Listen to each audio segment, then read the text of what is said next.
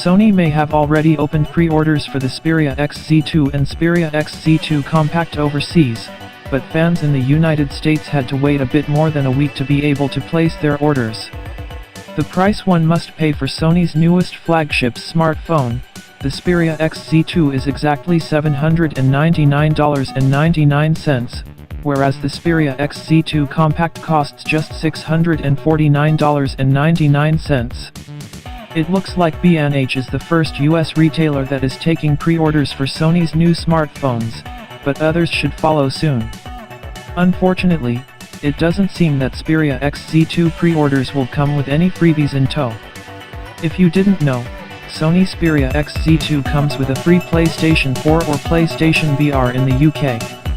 As far as availability goes, B&H has yet to confirm when Sony's smartphones are supposed to hit store shelves, but we know for sure they will arrive in Europe on April 5th, so expect the US versions to drop around the same time. Source: B&H Video 1, 2, via Xperia blog.